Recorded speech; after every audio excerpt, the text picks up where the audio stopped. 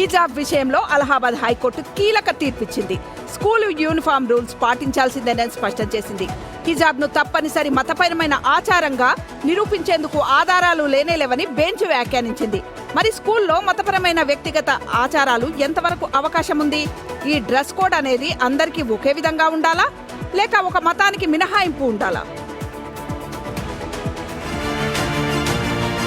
ప్రయాగ్రాజ్లోని ఓ private school విద్యార్థిని యూనిఫామ్తో హిజాబ్ ధరించేందుకు అనుమతి కోరుతూ అలహాబాద్ హైకోర్టును ఆశ్రయించింది. అయితే యూనిఫామ్ విధానం స్కూల్ రూల్స్ ప్రకారమే ఉండాలని కోర్టు తీర్పిచ్చింది. హిజాబ్ ధరించడం ఇస్లాంలో తప్పనిసరి ఆచారమని నిరూపించే తగిన మతపరమైన, న్యాయపరమైన ఆధారాలు పిటిషన్లో లేవని బెంచ్ పేర్కొంది. యూనిఫామ్ అంటేనే క్రమశిక్షణ, సమానత్వం, సంస్థాగత గుర్తింపును కాపాడమని కోర్టు కామెంట్ చేసింది. నిజానికి హిజాబ్ చుట్టూ దేశంలో ఎక్కడో ఒక చోట చర్చ జరుగుతూనే ఉంది. కొన్ని విద్యా సంస్థలు అనుమతి ఇస్తూ ఉన్నాయి, ఇంకొన్ని ఇవ్వట్లేదు. అటు అయ్యప్ప మాల వేసుకునే పిల్లలను కొన్ని స్కూల్స్ బయటకు పంపిన ఘటనలు, ఆ తర్వాత ఆందోళనలు చేసినవి ఉన్నాయి. సో ఈ ఎపిసోడ్ లో కోర్టు తీర్పు ప్రకారం విద్యా సంస్థల రూల్స్ ప్రకారమే డ్రెస్ కోడ్ ఉండాలన్నది. అయితే అన్ని విద్యా సంస్థలు ఇదే రూల్ పాటించాలని కాదు. మతపరమైన విషయాల్లో ఇలాంటి చిక్కుముళ్లు విప్పడం అంత ఈజీ అయితే కాదు. అసలు పిల్లలకు యూనిఫామ్ ఎందుకు ఉంటుంది? కులము, మతము, ధనము, ధనిక, బీద అనే తారతమ్యాలు ఉండొద్దు, అందరూ సమానత్వంగా ఉండాలి, ఐక్యంగా ఉండాలనే ఉద్దేశంతోనే కదా యూనిఫామ్ పెట్టింది. అంతేగాని ఒక్కొక్క మతానికి సంబంధించిన వాళ్ళు ఒక్కొక్క యూనిఫామ్ వేసుకొస్తే ఇంకా స్కూల్కి అర్థమేముంది? స్కూల్ ఏం నేర్పుతుంది? కాబట్టి స్కూల్కి సంబంధించిన విధానాలు స్కూల్ యాక్ట్స్ ప్రకారం ఎట్లా ఉండాలో ఆ విధానాలు అట్లానే ఉండాలి. దాంట్లో అపరిమితమైన మత జోక్యం ఉండొద్దు. ఇప్పుడు అంటారు మత స్వేచ్ఛ ఉంటుంది ఆర్టికల్ 25 ప్రకారం. అంటే మత స్వేచ్ఛ అనేది పరిమితమైంది, అపరిమితమైనది కాదు. మత స్వేచ్ఛ అనేది ఎక్కడి వరకు ఉండాలి? మన ఇండ్లలో, మన ఆచార వ్యవహారాలకు, లేకపోతే మనం ప్రార్థనా స్థలాలకు, మనం చేసుకునే సెలబ్రేషన్లలో మత స్వేచ్ఛ ఉండొచ్చు. అంతేగాని మత స్వేచ్ఛను కూడా తెచ్చి స్కూల్లో ఇంప్లీట్ చేస్తామంటే అది మంచి పద్ధతి కాదు. ఇలా కోర్టు మంచి తీర్పు ఇచ్చింది. అది ఎవరికైనా అంతే.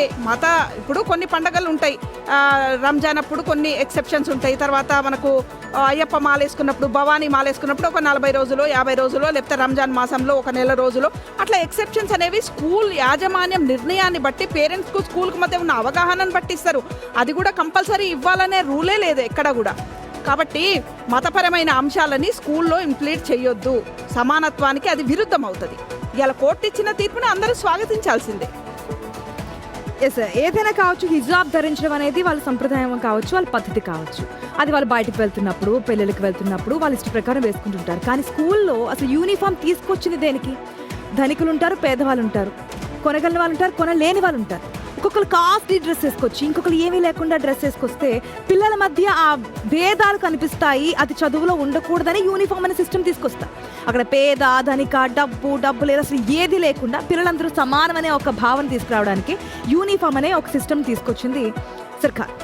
సో ఆ విధంగా అన్ని స్కూల్స్లో కూడా ఉంటాయి. ఇప్పుడు హిజాబ్ తీసుకొచ్చి హిజాబ్ వేసుకుంటామని చెప్పి అయితే మనకి అలహాబాద్ హైకోర్టు ఇచ్చినటువంటి తీర్పు ఉందో, ఆ అమ్మాయి కోర్టులో వేసింది, కోర్టు కొట్టేసింది. అటువంటి రూల్స్ ఏం లేదని. అక్కడే కాదు, ఇక్కడ 2 తెలుగు రాష్ట్రాల్లో కూడా దీనికి సంబంధించి ప్రత్యేకంగా ఎగ్జంప్షన్స్ అంటూ ఏమీ లేవు. యూనిఫామ్ హిజాబ్కి పర్మిషన్స్ అని కానీ, హిజాబ్ వస్తే వేసుకుంటే పర్మిషన్ ఇవ్వడం కానీ, లేకపోతే అసలు ఇట్లాంటి ఏమీ లేవు 2 తెలుగు రాష్ట్రాల్లో కూడా. అలహాబాద్ హైకోర్టు కూడా ఇప్పుడు అదే చెప్పింది. కాకపోతే ఎందుకు ఈ విధానం? అందరూ ఒక విధమైన డ్రెస్ కోడ్తో ఉండాలనే కదా యూనిఫామ్ తీసుకొస్తే. దాంట్లో మళ్ళీ ఇప్పుడు హిజాబ్కి సంబంధించి హిజాబ్ తీసుకొస్తే, క్రిస్టియన్స్ మరొక విధానమైన డ్రెస్ మాకుంది, మేము అది వేసుకొస్తామంటారు. మళ్ళీ హిందువులు లేదు, మాకు పంచుకట్టుతో వస్తాము, మేము జంజుతో వస్తాము, ఇదంటే అది మళ్ళీ వేరే విధంగా ఉంటుంది. అక్కడ మళ్ళీ భిన్న అభిప్రాయాలు వస్తాయి, భిన్న మతాలు వస్తాయి, మాకు మధ్య డిఫరెన్సెస్ అనేది పెరిగిపోతుంటాయి, భేదాలు పెరిగిపోతుంటాయి. ఇవన్నీ ఉండకూడదనే అనేక మతాలు, అనేక కులాలు కలిసి ఉన్నటువంటి మన దేశంలో ఇటువంటివి ఆస్కారం ఉండకూడదనే యూనిఫామ్ పిల్లల మధ్య, అది కూడా చిన్నప్పుడు వాళ్ళ బ్రెయిన్స్లో ఏదైతే నాటుకుపోతుందో అది కంటిన్యూ అయిపోతుంది. సో ఆ విధానానికి ఆస్కారం లేకుండానే తీసుకొచ్చారు. ఇప్పుడు నిజంగానే ఇది తీసుకురావడం ఏదైతే అలహాబాద్ హైకోర్టు ఇచ్చినటువంటి తీర్పు కూడా స్వాగతించాల్సిందే అనిపిస్తుంది. ఇదేం కంప్లీట్ చేయలేదు, ఇన్ కేసు తర్వాత ఏదైనా ఉంటే చూద్దామని చెప్పింది. ఈ రూల్కి సంబంధించి అయితే ప్రతి ఒక్కరు కొంతమంది వ్యతిరేకిస్తున్నప్పటికీ ఆల్మోస్ట్ అందరూ కూడా దీన్ని సపోర్ట్ చేస్తున్నటువంటి దాఖలాలు కనిపిస్తున్నాయి. ఇటు సుకైనా రిజ్వీ అనేటువంటి ఒక మైనర్ స్టూడెంట్ వేసిన కేసుకు సంబంధించి అలహాబాద్ హైకోర్టు ఖచ్చితంగా స్కూల్ రూల్సే ఫైనల్ అనేది యాజ్ ఆఫ్ నౌ చెప్పినటువంటి మాట. సో నిజంగా స్కూల్ అంటేనే ఎటువంటి భేదాలు లేకుండా పేద, ధనిక, మధ్యతరగతి ఇవన్నీ ఏం అక్కడ రిఫ్లెక్ట్ కాదు. కాబట్టి అందుకే యూనిఫామ్ పెడతారు. మళ్ళీ దీంట్లో మా ఆచారాలు ఇవి అని ముస్లింలు అనడం, మా ఆచారాలు ఇవి అని హిందువులు అనడం, అది కూడా కరెక్ట్ కాదు. ఇప్పుడు చాలా వరకు ఇప్పుడు అయ్యప్ప మాలలు కూడా చాలా మంది వేసుకొని స్కూల్లోకి వస్తుంటారు. ఆటోమేటిక్ ఏమవుతారంటే అప్పుడు ఆ స్కూళ్ళల్లో ఆ పిల్లలు కూడా స్పెషల్గా ట్రీట్ చేయబడుతూ ఉంటారు. పక్కన పిల్లలు ఎంతో కొంత ఇబ్బంది పడుతూ ఉంటారు.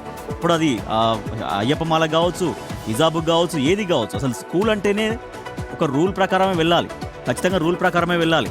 అటువంటి సమయంలో మరి ముందే చెప్పాలి, ఎస్ మా స్కూల్లో ఎటువంటి మత ఆచారాలకు కానీ మత వేషధారణకు కానీ అది ఎటువంటి టైంలో కానీ మా స్కూల్లో అలౌ లేదు అని ముందే చాలా స్ట్రిక్ట్గా చెప్పి వాళ్ళు అడ్మిషన్స్ ఇస్తే ఇటువంటి కూడా ఉండదు.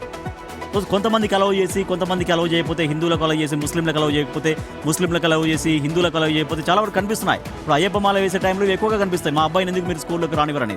సో అదే వాళ్ళు ఏం చెప్తారు, స్కూల్లో యాజమాన్యాలు ఏం చెప్తుంటాయి, ఇట్లా వద్దండి, ఇది మతపరమైనటువంటి ఆహార్యంతో మాకు వద్దు, మిగిలిన విద్యార్థులు ఇబ్బంది పడుతుంటారు అనేది హిందువులకు చెప్తుంటారు, ముస్లింలకు కూడా చెప్తుంటారు. సో అదే క్వశ్చన్ ఏంటంటే, ఇప్పుడు ఎవరినైనా సమానంగా చూసేటువంటి విద్యా యాజమాన్యం కూడా చాలా స్ట్రిక్ట్గా ఫాలో కావాలి.